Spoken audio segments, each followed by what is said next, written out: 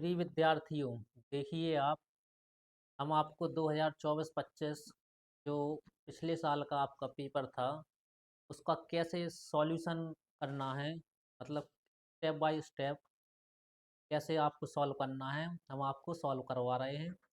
तो MCQ question है जो आपके दिए गए हैं। 20 मार्क्स के लिए आते हैं आपको एमसीक्यू क्वेश्चन आपके। तो 20 मार्क के क्वेश्चन आते हैं, तो इसमें देखिए जी 3 घंटे का पेपर होता है आपका पूरा। तो ये आपका 70 मिनट दिए गए हैं, पूर्णांक है आपका 70 का।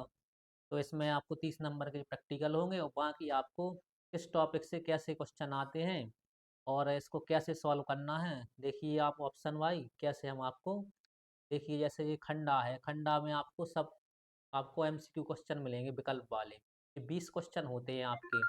तो इन 20 क्वेश्चनों को कैसे सॉल्व करना है आप देखिए इस प्रकार से। तो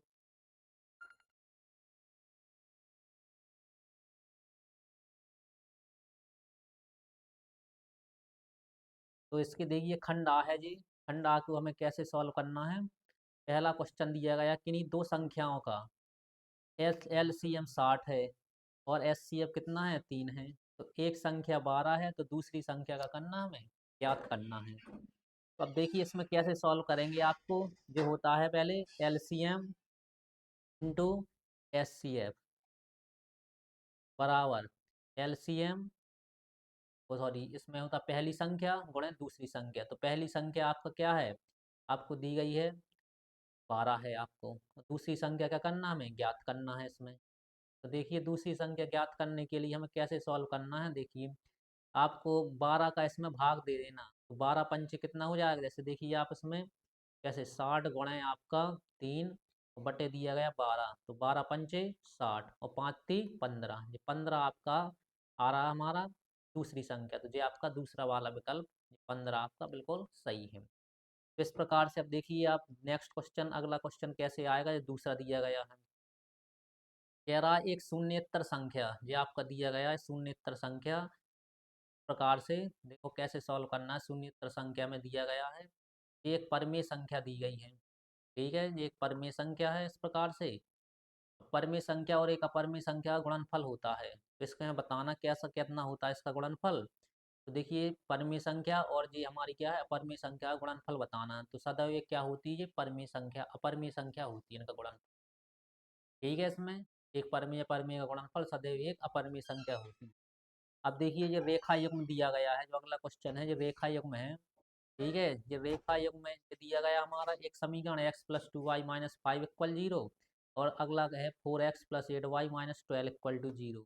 ये हल होंगे। तो इसके हमें हल बताना। तो हल के लिए क्या होता है, इसमें जो इधर पे x का गुणांक होता है इधर पे कुछ नहीं है, तो इसमें एक मानते हैं। इधर पे 2 है y का गुणांक, इधर अचर राशि 5 दी गई है।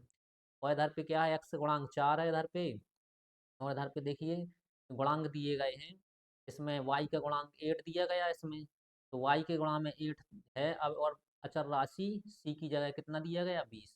इसके हल बताना है। तो हल के लिए क्या होता है कंडीशन, इसमें जो कंडीशन बोलती है a1/a2 निकालेंगे। तो a1 का मान 1 है और a2 का मान कितना है 4, और b1/b2 निकालेंगे। तो b1/b2 में देखिए कितना है, ये 2 है और अपॉन कितना है 8। तो इसका काटेंगे तो इसका कितना आएगा 1/4। और नीचे आपको निकालेंगे और C1/C2 देखिएगा -5/-20। तो 5 4 जा 20 और ये माइनस माइनस प्लस। तो तीनों देखिए a1/a2 b1/b2 और C1/C2 के मान क्या आ रहा है आपके बराबर आ रहे हैं। जब बराबर होते हैं तो इसके क्या होते हैं, रेखा समपाती होती हैं। एक के ऊपर एक रेखा सीधे ऐसे जा रही होगी। तो इसके कितने हल होंगे, अपरिमित रूप से अनेक हल होते। आपका बी ऑप्शन सही है। अब देखिए क्वेश्चन नंबर चौथा आपका जो दिया गया है, इसके लिए कैसे सॉल्व करना है। ये कह रहा सबसे बड़ी संख्या जिसमें 70 और 125 को विभाजित करने पर क्रमशः 5 और 8 प्राप्त होता है। मतलब ऐसी कौन सी संख्या है जो 70 से हम भाग दें, उसमें 70 में भाग दें और 125 में भाग दें, तो शेष फल कितना आना चाहिए 5 और 8। सबसे पहले इसको लगाने का तरीका ये है, देखिए 70 में से आपको पहले आपका जो शेष फल जो प्राप्त होता है उसको घटाना। तो ये आपका जो 65 आएगा। और 125 में से आपको कितना घटाना है, शेष फल जितना है इसका 8 है। तो इसमें कितना आएगा, इसमें 117 आ रहा, 125 में से 8 गया। अब इन दोनों का तुम्हें मासा लेना, तो मासा के लिए देखिए कितना हो गया है। मासा के लिए क्या हो जाएगा, इसका गुणनखंड करेंगे, इसमें क्या आएगा 5 गुणे 13, 13 बना 65। 117 के आपको गुणनखंड करने हैं, 117 के गुणनखंड क्या होते हैं, 3 गुणे 3 गुणे 13। अब इसका मासा देखिए आपका जे जो दिया गया 13 क्या है, दोनों में कॉमन है। जब ये कॉमन है तो हमारा 13 ऐसी संख्या है जो 13 से भाग अगर इसमें 70 में दें और 125 में, ठीक है, तो शेषफल 5 और 8 आता है, इसलिए आपका ऑप्शन कितना है, आपका 13, पहला ऑप्शन सही है। अब देखिए आगे दूसरा क्वेश्चन इसमें अगला दिया गया है कि 3 के प्रथम 5 गुणजों का योग बताना है। 3 के प्रथम 5 गुणज क्या है, 3 के गुणज का मतलब इसमें 3 का क्या हो, गुणा हो। तो पहला गुणज तो यही है 3, 3 का पहाड़ा आपको पढ़ना, 3 दूनी 6, 3 तिरका 9, 3 चौको 12 और 3 पाँच 15, ये आपके 5 गुणज आ गए 3 के। ठीक है, अब इनका जोड़ना है आपको। ठीक है, तो सीधा जोड़िए आप देखो, 12 और 3 15 और 15 ये 15 15 कितना हो जाएगा 30, 30 ये हो गया, और 9 और 6 15, 15 और ये जोड़ दिए आप तो कितना आ जाएगा 45। तो इसका पहला ऑप्शन हमारा क्या है, 45 सही है। अब देखिए क्वेश्चन नंबर 6 में, 6 में क्या कह रहा है, एक द्विघात समीकरण जो दिया गया हमें, ठीक है, इसके बारे में इन कथनों पर विचार करना है। कह रहा है इसमें क्या दिए गए विविक्त कर शून्य, तब देखो इसमें विविक्त कर शब्द आया, तो विविक्त कर में क्या होता है कि हमें इसमें विविक्त कर निकालना पड़ता है। विविक्त कर डी बराबर होता है आपका बी स्क्वायर माइनस 4ac, ये होता है। तो बी स्क्वायर माइनस 4ac में जो बी की वैल्यू होती है वो एक्स का गुणांक होती है, इधर पे क्या है एक्स का गुणांक -4, तो इसका स्क्वायर और बराबर माइनस, तो माइनस के बाद 4, 4 के बाद ए की वैल्यू क्या है 2, इसमें एक्स स्क्वायर का गुणांक होता है जे आपका 2 ये है ए की वैल्यू, और जे अचर राशि सी की वैल्यू जे, तो इसमें इंटू सी की वैल्यू कितनी दी गई है 3 है। अब देखिए इसको सॉल्व करें, 16 माइनस देखेंगे 3 दूनी 6, 6 चौको 24 में घटाएंगे, अब में घटाएंगे 24 में से 16 गए, इसमें घटाएंगे, इसमें 8 बचेंगे माइनस का। ठीक है, अब देखिए इसमें ये 8 आया, तो माइनस का ये 8 आया, तो माइनस की जो वैल्यू कैसी है आपकी, ये वैल्यू क्या है नेगेटिव। जब नेगेटिव वैल्यू होती तो मूल कैसे होते हैं, काल्पनिक होते हैं। कैसे होते हैं, काल्पनिक या वास्तविक नहीं, इसमें जो ऑप्शन दिया गया वास्तविक नहीं होते हैं इसमें, ये दिया गया तो वास्तविक मूल नहीं है, ये पहला ऑप्शन सही है। और जिसका विविध कर क्या है शून्य से कम, जो माइनस है तो इसकी वैल्यू शून्य से भी कम है, ये वाला सही है। तो इस प्रकार से पहला और दूसरा दोनों सही है। तो अब इसमें ऑप्शन में जाएंगे, देखो फर्स्ट ऑप्शन में क्या है, पहला भी है और दूसरा भी ऑप्शन है, तो इस प्रकार से जो हमें आ जाएगा। अब देखिए क्वेश्चन नंबर जे नेक्स्ट नंबर है क्वेश्चन नंबर 7। ये कह रहा ए ओ बी एक आयत है, तो आपको रफ में जल्दी से एक आपको क्या बना लेना है, ऐसे आयत बना लेना।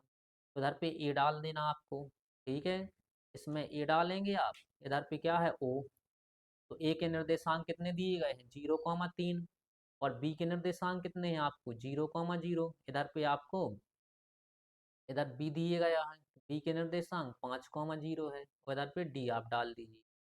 ये कह रहा है आपको जे इनसे मिलके ये आयत बनाए किन्हीं बिंदुओं से, तो इसके विकर्ण, विकर्ण पूछ रहा, विकर्ण की वैल्यू क्या है, तो विकर्ण आपको खींचना है, देखो इधर से आपको ए से आपको बी तक मिलाना सीधे, तो जे आपका विकर्ण कहलाता आयत का। तो जे दूरी देखो मूल बिंदु है, तो इधर से इधर तक की दूरी आपकी कितनी हुई, जे दूरी 3 है, तो जे दूरी कितनी हुई आपकी, इसके देखो वाई वाला निर्देशांक 0, इधर पे 5 हो जाएगा। ठीक है, इस प्रकार से, इस प्रकार से ये दिया जाएगा, लेकिन इसमें ये वाई एक्सेस पे नहीं बनाना, इसमें थोड़ी जे इसमें इस प्रकार से सॉल्व कर सकते हो। आपको कैसे करना है सॉल्व, देखिए इसमें ये दिया गया है जो ये आपका क्वेश्चन नंबर नेक्स्ट है आपका, ये जो दिया गया वैल्यू है इसमें सॉल्व करने के लिए ये, तो इस प्रकार से हमें क्या करना, देखिए ऐसे आयत बनाने के लिए थोड़ी इसमें ये हो गया थी, तो इसमें जो पॉइंट रखना है वो एक्सिस के हिसाब से रखना है। जैसे मान लीजिए अक्ष है हमारा जो दिया गया है, ये हमारी वाई एक्सिस है, ये हमारी क्या है इस प्रकार से, ये हमारी एक्स एक्सिस है। तो इसमें देखिए जब मूल बिंदु हम इधर पे मान है 0,0, तो इधर पे जो पॉइंट होंगे ये पॉइंट कहाँ होंगे, बी आपको इधर रखना, क्योंकि बी इधर पे देखिए इधर पे 5,0 है, मतलब वाई वाला निर्देशांक क्या है 0। ठीक है, तो इसलिए ये किस अक्ष पे होगा, एक्स एक्सेस पे। तो जे हमारी कैसी अक्ष है, एक्स अक्ष है, एक्स एक्स डैश। और जे वाला क्या है हमारा, जे पॉइंट ए मानना पड़ेगा। के निर्देशांक क्या है, 0,3। क्योंकि जे डिस्टेंस कितनी चल रही है, जो वाई वाली है, क्योंकि एक्स वाला निर्देशांक 0 होता है वाई अक्ष पे, 3। तो जे डिस्टेंस आपकी देखो 5 है और जे डिस्टेंस कितनी है, 3 है। तो आपको इस प्रकार से ऐसा विकर्ण खींचना है ऐसे सीधा। तो विकर्ण खींचेंगे तो जे बना एक समकोण त्रिभुज। समकोण त्रिभुज में जो 5 है हमारे दी गई, ये 3। तो इसमें पाइथागोरस प्रमेय लगाएंगे तो 5 का वर्ग हमारा 25 और 3 का वर्ग इसमें हो गया इसमें 9। तो 25 जब आप और 9 को जोड़ेंगे तो ये हमारा कितना आता है, अंडर रूट आता है आपका 34। ठीक है, तो जे वाला विकल्प आपका सही दिया गया है, ये विकल्प सही है। इसी प्रकार से देखिए आप जो अगला क्वेश्चन दिया गया 8 नंबर जो है, समीकरण एक्स स्क्वायर के एक्स माइनस 5/2 बराबर 0 के मूल दिए गए 1/2 है। तो के का मान क्या करना, हमें ज्ञात करना है। तो के का मान निकालने के लिए आपको सीधा जो इसका मूल है तो जे इसको क्या करेगा, संतुष्ट करेगा। तो संतुष्ट करने के लिए ये एक एक्स की वैल्यू 1 दी गई है इसमें, ये आपको एक्स की जगह इस प्रकार से इधर रखना है। स्क्वायर है तो इस पे स्क्वायर कर दीजिए और प्लस के इंटू एक्स की वैल्यू फिर इधर पे इंटू करके रख दीजिए आप 1/2। और माइनस का कितना है 5/4 इक्वल टू जी। देखिए इसका 1/4 आ जाएगा, इधर पे इसका मल्टीप्लाई करेंगे प्लस k/2 और इसका माइनस का 5/4 इक्वल टू 0। अब देखिए ये 1/4 ये 5/4 इसका हर समान है, तो 5 में से सीधा एक आप हटा दीजिए, कितना आएगा आपका माइनस का 4/4 बराबर 0। तो 4 में से 4 कट गए, एक बचेगा। और एक को आप पक्षांतर करके जो -1 है उस साइड ले जाइए, तो k/2 बराबर कितना आएगा 1। और इसका त्रियक गुणा करेंगे तो k बराबर 2 एकम 2। इस प्रकार से जो वैल्यू हमारी आई 2 आई, तो हमारा कौन से इसमें है, 2 ऑप्शन जो क्या है पहले नंबर। इस प्रकार से ये सॉल्व करना है। अब देखिए क्वेश्चन नंबर जो 9 है, ये आपका थ्योरिकल क्वेश्चन है। ये आपका त्रिभुज वाले चैप्टर से कह रहा, दो त्रिभुज समरूप होते हैं, समरूपता की कंडीशन होती है कि दो त्रिभुज समरूप कब होते हैं। तो इसमें दिया गया पहला जो कथन है इसका कि यदि इनके संगत कोण बराबर हो, तो ये सही होता है, इसमें संगत कोण बराबर होते हैं तो समरूप त्रिभुज होते हैं। जैसे इस प्रकार से एक त्रिभुज ये दिया गया और एक त्रिभुज आपका ये दिया गया है त्रिभुज, देखिए इस प्रकार से। ठीक है, इसमें मान लें ए बी सी एक त्रिभुज है और एक त्रिभुज क्या दिया गया पी क्यू आर मान लीजिए। अब ये दो त्रिभुज समरूप कब होंगे, जब इनके संगत कोण बराबर, मतलब संगत का मतलब ऊपर ऊपर वाला, जे ए किसके पी के बराबर हो, बी किसके क्यू के बराबर होना चाहिए और सी किसके बराबर होना चाहिए, आर के बराबर हो। जब तीनों कोण बराबर हो संगत तब त्रिभुज क्या होते हैं, ये समरूप। तो पहली कंडीशन तो सही है, ये संगत कोण बराबर है। ठीक है, दो त्रिभुज समरूप के लिए फिर इनकी संगत भुजाओं का अनुपात बराबर होना चाहिए। अनुपात का मतलब जो आगे आगे वाली भुजा, मतलब कैसा ए बी बटे इसकी ए बी भुजा, इसकी कौन सी पी क्यू, उधर पे क्या हो जाएगा पी क्यू बराबर इसकी कौन सी भुजा बी सी, और इसकी क्या हो जाएगी नीचे क्या है अपॉन क्यू आर। और इक्वल टू इधर पे क्या है ए सी, इसमें देखिए ए सी अपॉन कितना हो जाएगा हमारा यार, इधर पे क्या हो जाएगा पी आर। तो संगत भुजाओं का देखो अनुपात बराबर तो त्रिभुज सर्वा समरूप होते हैं। तो हमारी जो कंडीशन दी गई है समरूपता की, जो बी वाला विकल्प क्या है सही है। तो उपयुक्त जे दोनों सही हैं, तो जिस सी ऑप्शन कह रहा है उपयुक्त दोनों ऊपर के दोनों, तो ऊपर के दोनों सही है। अब देखिए क्वेश्चन नंबर डी जो 10 में दिया गया 10वां क्वेश्चन, एक समकोण त्रिभुज एबीसी। तो आपको तुरंत समकोण त्रिभुज बनाना है इस प्रकार से ए बी सी। लेकिन आपको सी कहाँ लेना, ए बी कहाँ लेना, इधर पे देखो सी के पे कितना अंश कोण है 90 अंश, तो सी आपको तुरंत इधर पे लेना जो 90 अंश है। ठीक है, बाकी ए और सी आप कहीं भी ले सकते हैं, जैसे इधर पे ए मान लिया इधर पे बी मान लीजिए। तो ए बी सी ये त्रिभुज हो गया जिसमें सी कोण 90 अंश है। ए सी की वैल्यू दी गई है, कितनी दी गई है ए सी की वैल्यू 3 है। इधर पे देखिए आप ए सी 3 रख दीजिए और ए बी की बी सी की वैल्यू कितनी है 4 है, ये आप 4 रख दीजिए। अब कह रहा है बिंदु सी से जाने वाली माध्यिका की माप ज्ञात कीजिए। अब सी से क्या खींचा है, ऐसे इधर पे एक माध्यिका खींची सामने वाली भुजा ए बी पर। अब देखिए आप, तो हमें क्या कह रहा है इसमें, इस हमारे बिंदु सी से जाने वाली माध्यिका की माप, इसकी माप पूछ रहा है कि कितनी होगी इसमें माध्यिका की। ठीक है, तो माध्यिका पर हमें क्या होती, सामने वाली भुजा की मध्य बिंदु पर क्या करती है, प्रतिच्छेद करती है, यह पता है। तो मध्य बिंदु प्रतीत करने के लिए हमें क्या करेगी, इसमें ये तीन तीन दिया गया इधर पे और ये 4 है, तो इसमें पाइथागोरस प्रमेय लगाएंगे। 3 तिरका 9 4 चौका 16, 16 में कितना होगा 25, तो रूट रूट 25 का वर्गमूल कितना होता है 5 होता है। ठीक है, ये हो गया। अब सी से जाने वाली माध्यिका की माप, अब इसमें माध्यिका की माप हमें ये निकालनी है। तो माध्यिका की माप निकालने के लिए ये दूरी निकालना है, तो ये कितनी होगी। तो माध्यिका इसके सामने वाले मध्य बिंदु पर मिलती है, तो ये कितना हो गया, इसमें आधा हो गया, इसमें 2.5 हो जाएगा इसका। तो इसमें जब 2.5 हो जाएगा तो अब हमें क्या करना है, इस माध्यिका की जी माप निकाल ली है, तो कितनी आएगी माप। तो इसके लिए क्या होगा, इसमें हम समकोण त्रिभुज का क्षेत्रफल का सूत्र लगाएंगे। इस प्रकार से क्या होता है, 1/2 आधार गुणे ऊंचाई, तो आधार 3 है, ऊंचाई कितनी है, इसमें 4 है। ये समकोण त्रिभुज का क्षेत्रफल लग गया। ठीक है, तो इसमें क्या हो जाएगा, 2 दूनी 4, इस प्रकार से 3 दूना कितना हो जाएगा, 6। तो माध्यिका के लिए इधर पे जी इसमें समकोण त्रिभुज का क्षेत्रफल निकाल लिया हमने, ये दिया गया इसका क्षेत्रफल। अब माध्यिका की माप के लिए हम क्या करेंगे, इसमें इसमें पाइथागोरस लगाएंगे। आपको जो समरूपता की कंडीशन होती वो देखिए, तो मतलब ये हमारी कितना हो जाएगा, AC, इस त्रिभुज का AC दिया गया है, और इस त्रिभुज का क्या दिया गया है, इसमें छोटे व बड़े वाले त्रिभुज का AC, और छोटे वाले त्रिभुज का भी AC दिया गया है, और बड़े वाले त्रिभुज का कितना है, BC, ये दिया है इसका आधार। और इसका आधार क्या है हमारे, इधर पे कोई पॉइंट D मान लें, तो इधर पे CD हो जाएगा। तो AC की माप इधर पे कितनी है, 3 है, उधर पे 3, तो 3 3 1 हो जाएगा, 3/3। और BC की माप कितनी है हमारी, BC की माप 4 दिए गया है, इधर पे कितना है, इधर पे नीचे CD, 3 से 3 कट जाएगा, तो CD बराबर कितना आ जाएगा आपका, 4 आ जाएगा। ठीक है, तो इस प्रकार से ये हमारा 4 क्या है, ऑप्शन इसका सही है। माध्यिका की माप इस प्रकार से।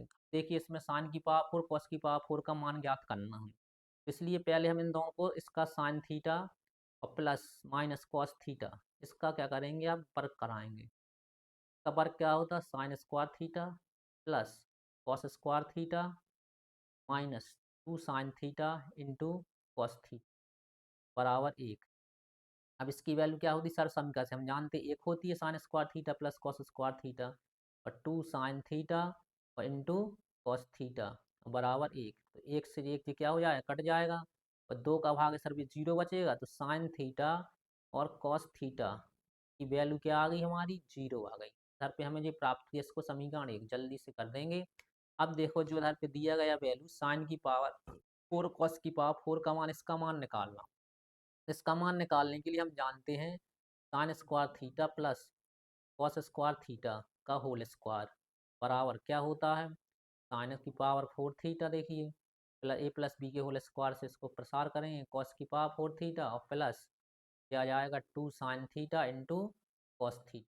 ठीक है, स्क्वायर आएगा इसमें, इधर पे sine 2 sine square theta cos square theta. अब इधर पे इसकी माप हम जानते हैं, इसका माप क्या होती है, 1 सर्व समीकरण से, तो 1 का स्क्वायर, इधर पे साइन की पावर 4 थीटा और प्लस कॉस की पावर 4 थीटा, और इधर पे क्या है प्लस, इसकी वैल्यू क्या होगी, sign theta into cos theta. देखिए इधर पे आज समीकरण 1 से हमने क्या कर दिया था, इधर पे निकाल दिया था, इसकी वैल्यू 0 है, तो ये पूरा टर्म 0 हो गया।